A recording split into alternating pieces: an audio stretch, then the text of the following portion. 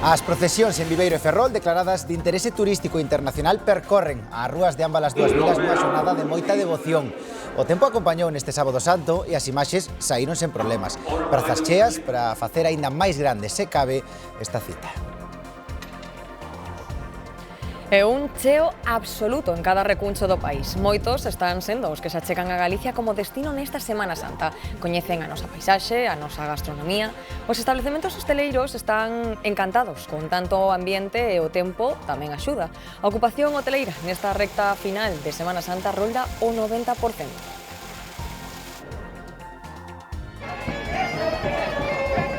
A Xunta declara as covas de Seadur no Larouco como ben de interese cultural. A aldea conta con máis de 80 covas ligadas á produción e conservación do viño. Parte delas abren cada sábado de Pascua para que os visitantes coñezan este patrimonio único mentre saborean o viño e escoitan música tradicional. Nova xornada de procura do mozo desaparecido hai xa 6 días no río Miño. Navegaba xunto co seu curmán nun caiac que emborcou tras un golpe de aire. Drons aéreos e subacuáticos búscanos en resultado aínda. Moi mal. Non hai donde aparcar, non hai un sitio decente que poidas vir ao supermercado. É dicir, deixa o coche aquí. Pois é que aparcar estáse convertendo en misión imposible. Non é doado desfacerse do coche e se queremos mercar ou alugar garaxe, saiban que tamén andan polas nubes, subiron os prezos en todas as cidades galegas. Logo vémolo.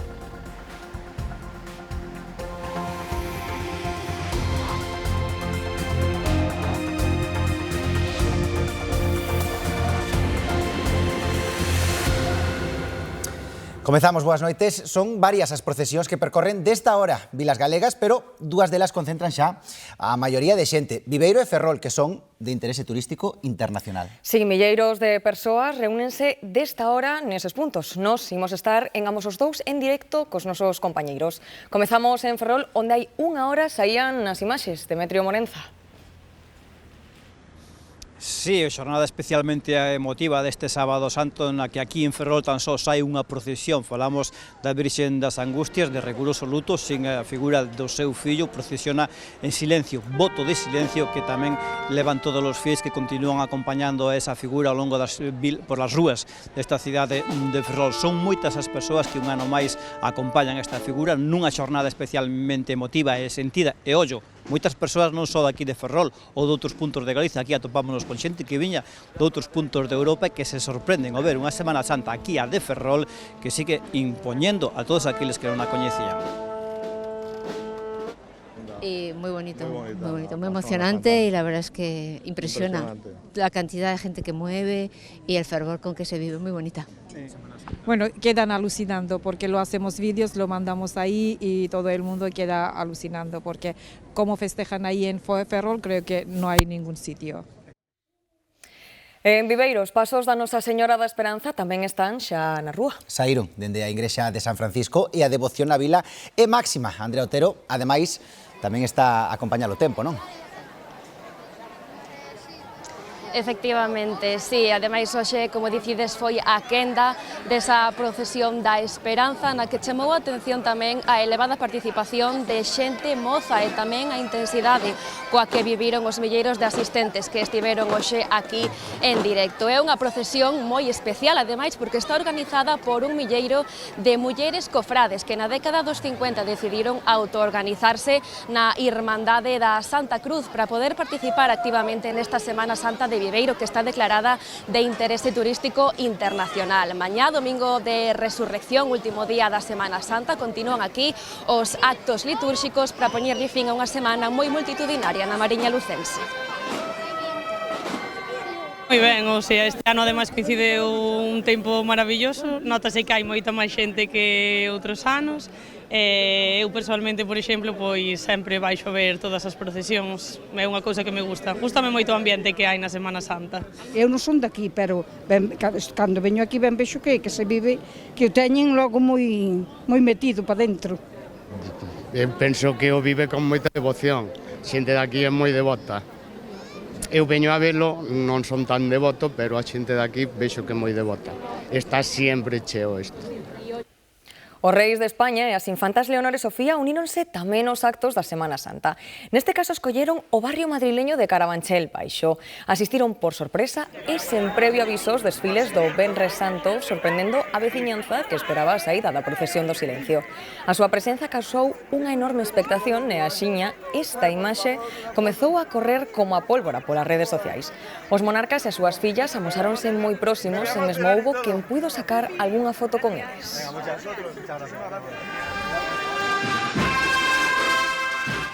Este é o son que máis se escoitou hoxe nas rúas e que o fervor notase neste sábado santo. De norte a sur, España vive unha xornada de sobriedade á espera da resurrección. Procesións como a da Soidade enchen as rúas dunha atmosfera única onde a devoción e as procesións seguen a ser os grandes protagonistas desta recta final da Semana Santa. A Garda Civil localizou este sábado o corpo sen vida dun home no río Tambre en Ons, no concello de Brión. O venres puxeran en marcha un dispositivo de busca pola presenza dun vehículo abandonado nas proximidades. Segundo confirma o Instituto Armado, o Grupo Especial de Actividades Subacuáticas recuperou o cadáver. Logo foi trasladado ao Instituto de Medicina Legal de Santiago para practicarlle a autopsia. E o Servizo de Emerxencias de Asturias recuperou hoxe tamén o cadáver dun home no río Caudal, en Mieres. O 112 recibiu unha chamada alertando de que había unha persoa flotando boca abaixo no río. Os bombeiros de Servizo de Emerxencias trasladáronse ata o lugar e sacaron da auga o corpo sen vida do home dun 70 anos ata a zona do paseo fluvial. A Policía Científica examinou e tomou mostras do cadáver. A Policía Nacional, pola súa banda, iniciou unha investigación. Os primeiros indicios descartan que haxa signos de violencia. Nova xornada de procura do mozo desaparecido hai xa 6 días no río Miño. Navegaba xunto co seu curmán nun kayak que emborcou tras un golpe de aire. Drons aéreos e subacuáticos buscan a este mozo de Lugo sen resultado aínda. O luns sumarase á busca un robot especializado que pode mergullarse ata os aproximadamente 80 metros de profundidade que ten o encoro e así facilitar os traballos aos equipos que continúan rastrexando esta zona de difícil acceso.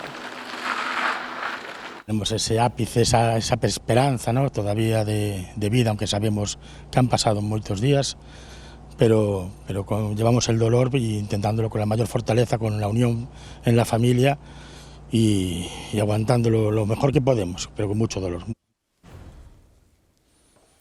Dúas persoas quedaron feridas ao saírse da vía un camión en Carnota. O sinistro rexistrouse contra as 10:30 desta mañá, cando, por causas que se descoñecen, o camión saíuse da estrada e emborcou na cuneta. Os dous ocupantes do vehículo foron quen de saír polo seu propio pé, pero precisaron atención médica. O accidente obrigou a cortar o tráfico nun dos carrís da estrada comarcal AC550, á altura da parroquia de San Mamede de Carnota, mentres non se puido retirar o camión sinistrado.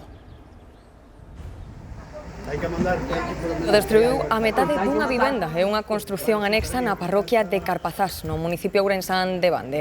Na casa dormía un matrimonio e o pai da señora, pero ningún sufriu danos. O persoal do GES de Muiños foi o primeiro en chegar ao lugar contra as 8 da mañá e non rematou a labor ata as 4 da tarde. Tamén acudiron os bombeiros de Xinzo. Polo momento non se sabe como se orixinou o incendio.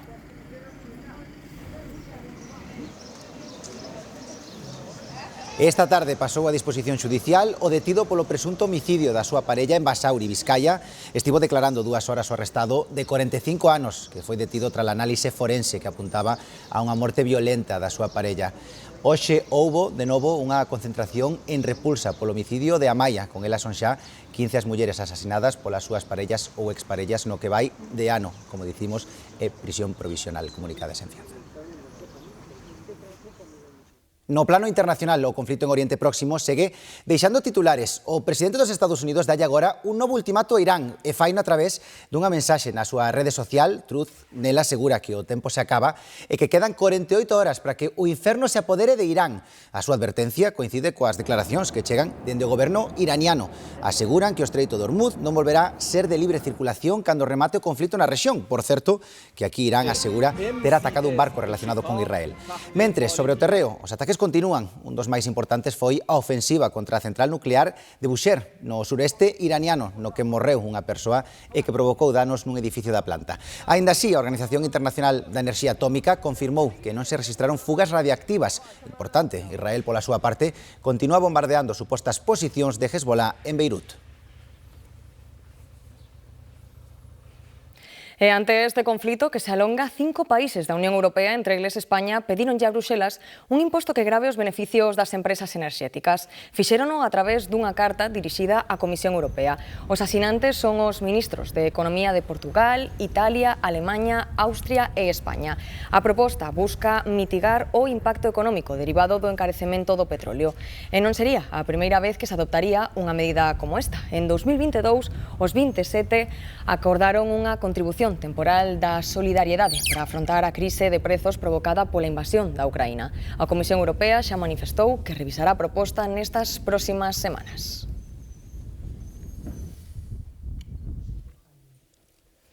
E xa está en vigor a nova lei contra o desperdicio alimentario. E os restaurantes, dende agora, están obrigados a facilitar envases de balde para levar as obras e tamén teñen que contar cun plan de aproveitamento. Unha estrategia que prioriza as doazóns e que ofrece descontos de ata un 30% nos produtos próximos a caducar. E ollo coas infraccións, porque as multas poden superalos 2.000 euros. Ollo, porque tamén esta lei quere transformar por completo a forma na que se produce, distribúe e consume a comida, porque segundo a OCU, este tipo de establecementos tira ao lixo 2,5 kilos de comida ao día. Os fornos deste obradoiro do barrio coruñés da Agra do Orzán coceron máis de 40.000 empanadas artesás o ano pasado. En todo o proceso de elaboración está presente o obxectivo de desperdicio cero, pero ademais, desde aquí contribúen a que outros avancen na mesma senda. Levan uns meses colaborando con restaurantes utilizando os desproveitos para os recheos de algunhas empanadas. Fixemos unha empanada de guiso de pulpo coa pulpeira de Melide, onde aproveitábamos as cabezas. Agora estamos facendo unha empanada de cocido en colaboración con o restaurante La Molinera de Lalín, onde el, pois, ao final, cando coces, pois, cachucha, demais, sempre hai trozos que vas apartando, demais, pois, eso todo, el mándanos e facemos empanada de cocido. Cos beneficios obtidos coas empanadas de aproveitamento apoian o labor de entidades sociais da cidade. Esta vertente solidaria tamén estivo sempre presente na actividade desta panadería que loita contra o desperdicio de alimentos a través dunha aplicación móvil que lle permite vender o excedente de comida a un prezo reducido.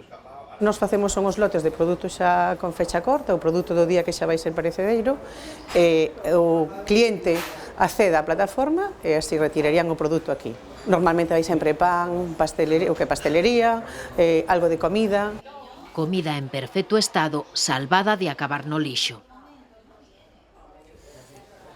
Atopar un oco onde deixar o coche en algunhas cidades é prácticamente misión imposible. Isto obriga a moitos condutores a mercar unha praza de garaxe, pero moito ollo, porque na Coruña os prezos disparáronse un 22% nun só ano. E se o que buscan é alugar, preparen a carteira, porque, por exemplo, en algunhas zonas de Vigo, a mensualidade supera os 120 euros. Os novos modelos urbanos de mobilidade que aposta polos peóns e os vehículos sostibles están desplazando o vehículo privado, que cada vez conta con menos sitio onde estacionar. É que non hai sitio, aparcamos onde podemos. Mal, moi mal. Aquí, se non tes plaza de aparcamiento... Pero que a suba do prezo da vivenda tamén está contaxando o das prazas de garaxe que nos últimos anos non paran de subir de valor. Segundo os informes de Fotocasa, Galicia está entre as 7 comunidades co prezo medio máis caro para comprar unha praza de garaxe e a Coruña figura como a cidade en que máis encareceu o seu custo, cunha suba do 20% no último ano e medio. Unha cidade, a media pode estar entre 100 e 150 euros a praza de garaxe de aluguer. Na venta podríamos estar falando entre 60 e 70.000 euros. Estamos falando en grandes ciudades. De aí depende tamén as zonas. O aluguer segue unha tendencia similar. A media por alugar unha praza é dun 62 euros, ainda que en cidades como a Coruña ou Vigo pode duplicarse perfectamente esa cifra. E iso acaba arrastrando tamén as áreas lindeiras das cidades, como por exemplo no Milladoiro, moi preto de Santiago de Compostela. Aquí o Milladoiro foi barato nun tempo, agora xa equivale a Santiago, pouco máis. As plazas de garaje efectivamente subiron, están subindo moito, pero aquí nesta zona, en Santiago, xa é impensable comprar.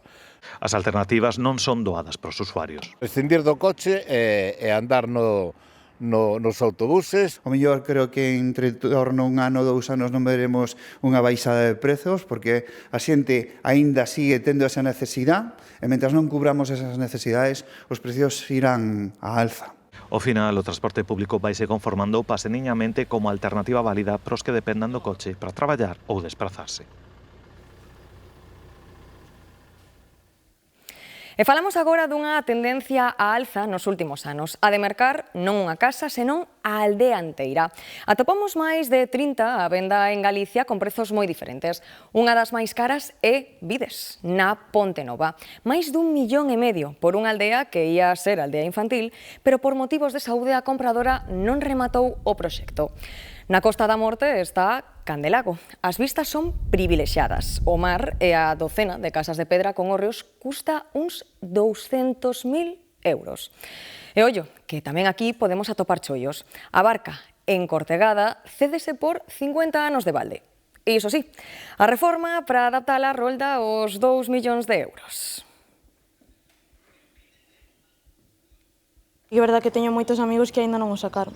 Solemos esperar, porque claro, como temos o transporte público e moitos somos universitarios que vivimos aquí, y pues ¿para qué sacármelo ahora? Me lo saco ya con 21, bueno, me lo sacaré cuando tenga posibilidad de coger un vehículo.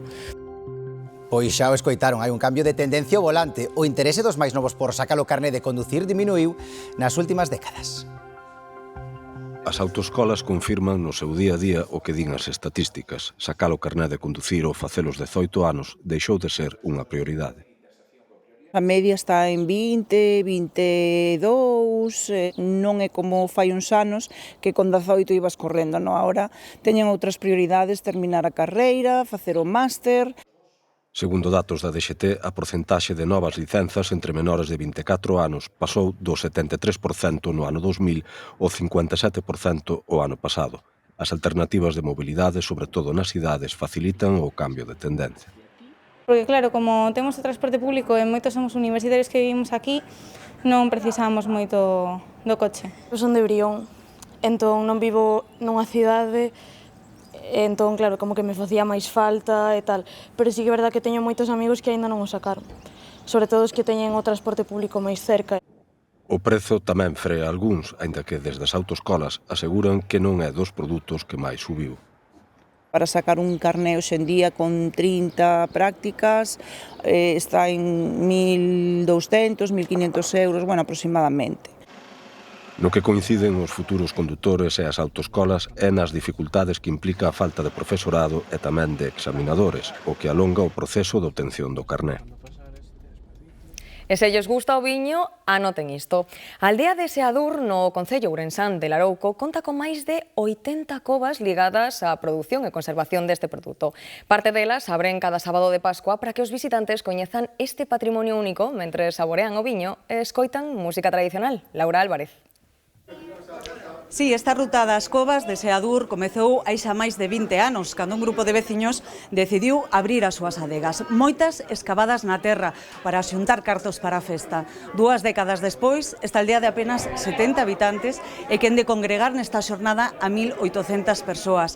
O atractivo son covas como esta, hoxe só abren 20, pero hai máis de 70 nesta rúa, todas diferentes. Aquí gardaban os excedentes ou o viño da colleita para mantelo a unha temperatura axeitada. Conseguían así conservalos sen que se estragara e consumilo e vendelo durante o maior tempo posible. Din que coa festa queren preservar o seu patrimonio etnográfico. Que esta ruta, además de todo lo que os he contado que hacemos, es un bien de interés cultural porque además de las bodegas que abrimos, este es un complejo que está formado por más de 80 bodegas. Este verano, como sabéis, esta comarca fue asolada por uno de los peores incendios de Galicia y eso lo bueno o lo positivo que ha tenido es que han aflorado hasta 100 y pico bodegas que estaban perdidas entre la maleza. O inicio eran covas para conservar o viño, de traballo das casas, e despois era un traballo de... pasou de ser traballo a ocio, de onde celebrar as festas. Bueno, estou impresionada, para ser a primeira vez que veño, pois me gusta. Está ben. Para repetir, por suposto. É divertida a ruta das covas, pásase ben, buena comida, boa xente, bon viño. Tamén en Quiroga celebran esta fin de semana a súa Feira do Viño, que chegou xa a edición número 40. Exposicións, catas de viños, concertos, pasarrúas e mesmo actividades deportivas completan o programa da feira. Nesta edición participan 14 adegas, 13 que pertencen á denominación de orixe Ribeira Sacra e unha adega convidada, a denominación de orixe Ribeira del Duero. Todas trouxeron até o recinto feiral os seus mellores caldos que aínda se van poder degustar, tome nota, durante a xornada de mañá. Ai, o viño. O viño é o mellor que hai. A Al final tienes la posibilidad de en un mismo espacio poder probar muchas bodegas, que no siempre se puede, y la verdad que viva Quiroga. Nas montañas de Montefurao, recollendo viñedos vellos, da xente que o ten abandonado, gracias a chavales como este, siga adiante esta feira, nada, que se anime toda a xente que veña por aquí, que o viño está moi rico e hai que disfrutar deste ambiente. Pois se falamos de viño, sobre todo, do que temos que falar tamén é dun acompañante, porque non o queixo. Vilalba colle esta fin de semana a 30ª edición da Festa do Queixo Antía. Sí, con 7 postos dedicados á denominación de orixe San Simón da Costa. Ademais, este ano, ábrese a produtos de outras partes de España. Os amantes do queixo teñen esta fin de semana unha cita obrigatoria no concello lugués de Vilalba, coa 30ª edición da festa dedicada á denominación de orixe San Simón da Costa, un evento moi esperado polo sector. Se anima moita xente, e, bueno, esperemos que o día acompañe e que veña todo o mundo a comprar queixo, e a probalo polo menos. Suele ser sempre boa, pero este ano coincidir Semana Santa e facer tan bo tempo, supoño que teremos xente, teremos compradores. A principal novidade deste ano é que, ademais das 7 queixerías tradicionais da denominación de orixe, chegan máis de 10 de diferentes puntos de España, todas elas integradas dentro da Ruta Europea do Queixo, que fai parada por primeira vez en Vilalba. Somos de Aragón, de Huesca. Siempre hemos venido acá a las ferias de Galicia. Traemos queso de Menorca, de vaca. Como puedes ver, tenemos aquí un queso tierno, un semicurado, un curado y un añejo. El grande, señora, sí. O que é certo é que tanto o San Simón da Costa como o resto de queixos de fora están a facer as delicias de todos aqueles que se achegan.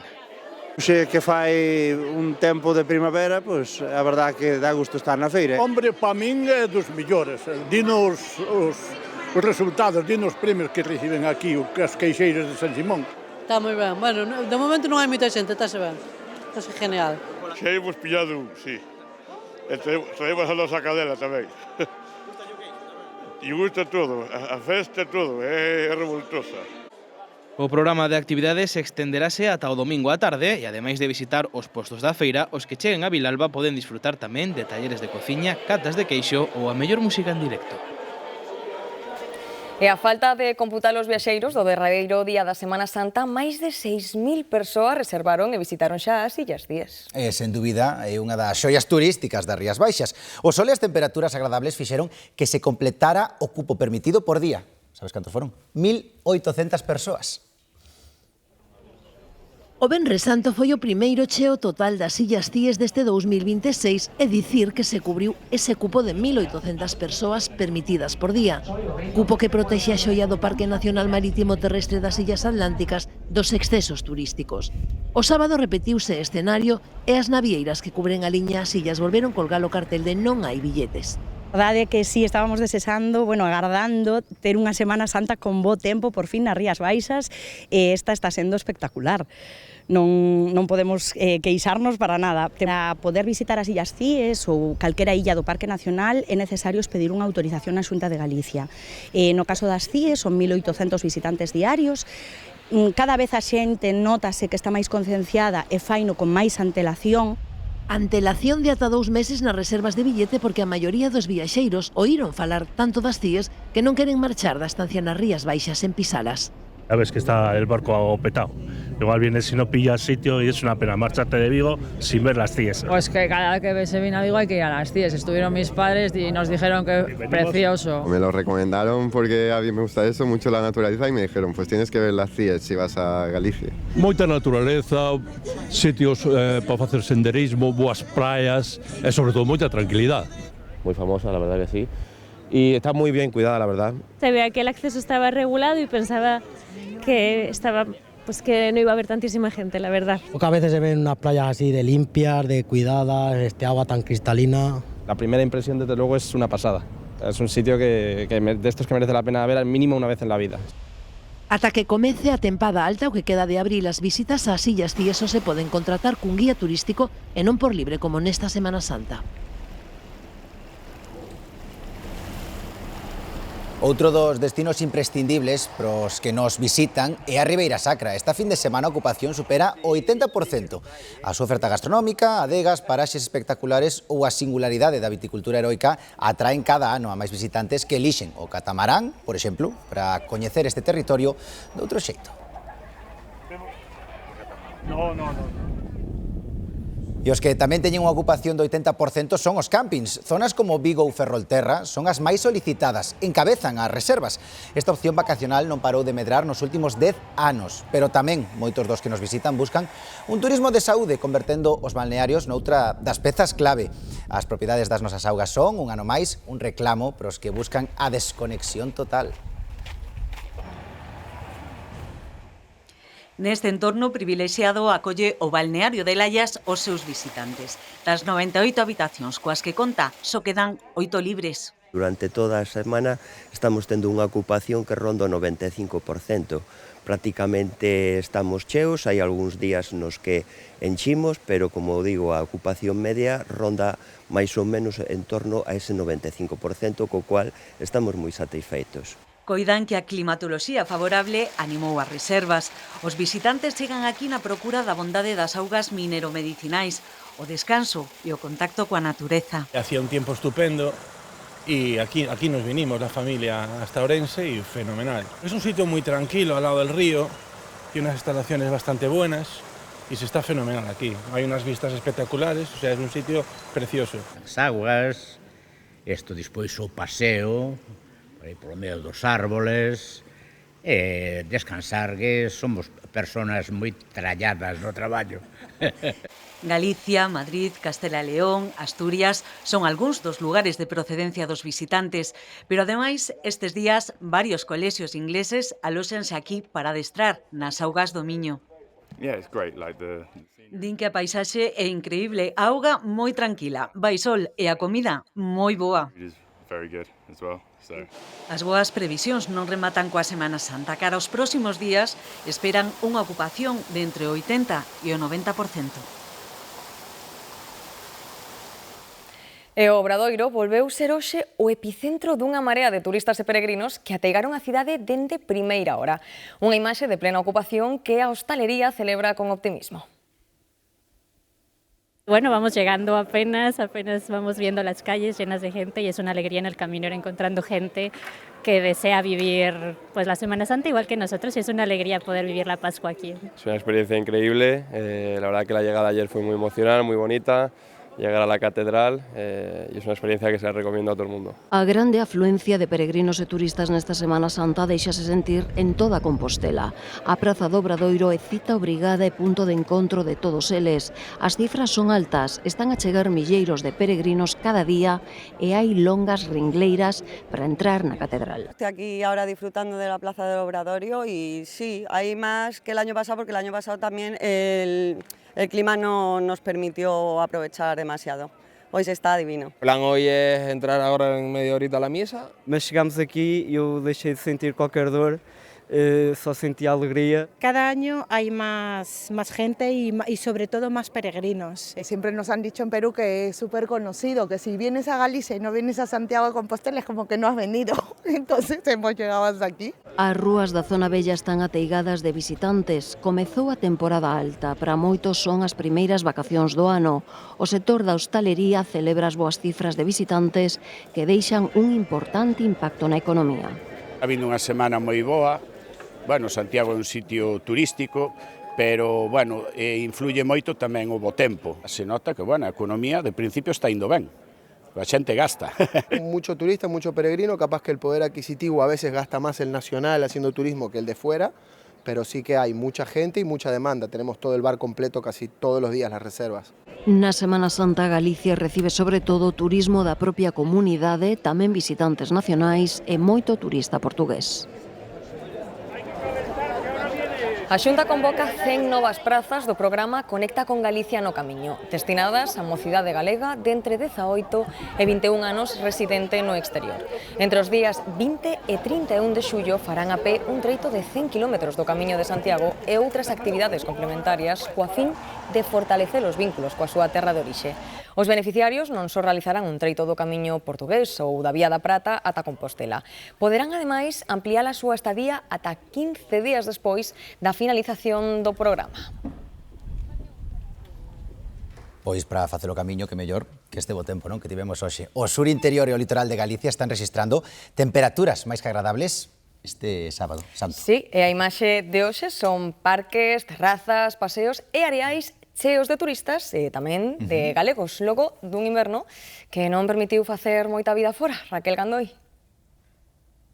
Treito final desta Semana Santa de 2026, tocada en Galicia polo sol e polas boas temperaturas, especialmente nas horas centrais do día, xa que tanto a mañá como agora o serán, as mínimas sí que non están sendo especialmente altas. Ourense volveu marcar as máximas de toda Galicia, chegando aos 28 graus, temperatura que se vai a repetir mañá domingo.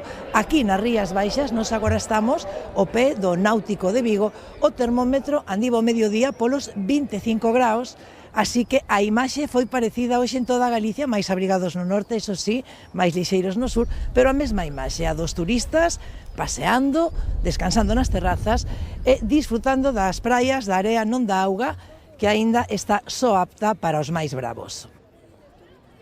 Agradece moito poder salir á calle, poder dar un paseo, poder estar, por exemplo, o que veño co meu can. A verdade é que este tempo así é unha maravilla. Estamos acostumados a que chova ou faga frío e sempre hai boas cousas que facer, pero bueno, sempre axuda o bo tempo. Todo que sea un pouquiño de solciño, nos ven para vitamina D, para sair da casa despois dun inverno tan duro e tanta choiva, pois é unha maravilla poder andar por aquí e disfrutar do litoral. Fires, que faga sol ou que chova? Que chova. Que chova? A actitude mellora en enésima potencia. Donde haya sol, hai vida. Quentou bastante ao sol, pero a sombra sí que notase que aínda fai falla unha chaquetita.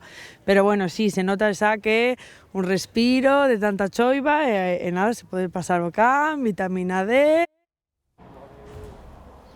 En Sanxenxo tamén foron moitos os que aproveitaron o sol para chegarse á praia. Iso sí, poucos foron os valentes que se atreveron a bañarse no mar. A calor destes días colleu por sorpresa a moitos dos que nos visitan que agradecen as altas temperaturas para inaugurar a temporada de praia. Habíamos tenido paraguas en vez de bañador. ¿Qué va? Para nada. Venimos preparados además con ropa más de invierno que de verano. No esperábamos lluvia y nos tocó muy buen tiempo, así que agradecidos. Se está súper bien y un tiempo súper agradable, la verdad. Que está haciendo muy bueno. Para el tiempo en el que estamos, la verdad que es una maravilla. Nadie se espera este sol. No, la verdad que no. Yo me vine de Italia y esperaba un poco de mal tiempo y tal, pero la verdad que está día de playa, yo estoy cogiendo moreno, da gusto, la verdad. Está genial aquí. Además ahora ya empieza a calentar, presta muchísimo, la verdad. Yo pensaba que iba a hacer más frío aquí en Galicia, pero no, bastante calor, muy bien. Menos el agua, la verdad es que hace muy buen tiempo y el agua pues fría, el agua de Galicia. Monforte acolle esta fin de semana unha das primeiras feiras medievais da temporada na que participan máis de 140 postos de artesanía e gastronomía. Monforte recrea esta fin de semana o seu pasado medieval. As rúas do casco vello retroceden á época do primeiro conde de Lemos, Pedro Álvarez Osorio. Mediados del siglo XV, 1460 o 50-60. Y nada, pues traemos equipaciones de esa época, lo que son todo tipo de vestimentas del siglo XV, fielmente realizadas por cada una de las personas de la asociación. Máis de 140 postos de artesanía e gastronomía están instalados nas rúas da Zona Vella e na Praza de Abastos. O bo tempo axudou a atraer moito público desde primeira hora. Cada ano hai máis xente e este ano, por exemplo, o que prime é o tempo, que fai moi bon tempo. O que vexo é que o pouco que vin, que acabamos de chegar, é que hai pouca xente vestida de medieval. O lógico é darlle un pouco de auge á festa. Se vimos todos como vimos sin vestir, pois non é moi lógico. Nada porque lle dá vida a Monforte, o sea, sobre todo comercio, hostelería, o que é todo. E logo é un reclamo, estamos ao lado da Ribeira Sacra, entonces o bon comer, o bon viño, a boa festa. Cabaleiros. A feira vai continuar ao longo de toda a fin de semana cun amplo programa de actividades con teatro de rúa, grupos de música medieval ou exhibicións de cetrería. Despois de 22 anos, a Feira Medieval de Monforte aspira a dar un paso máis e a ser recoñecida como festa de interese turístico. O Campeonato Internacional do Cabalo Árabe de Dubai reúne hoxe nos Emiratos os exemplares máis destacados da súa estirpe. Mais alá da competición, o evento é unha homenaxe á milenaria tradición ecuestre da rexión onde se avalía a pureza e elegancia destes animais.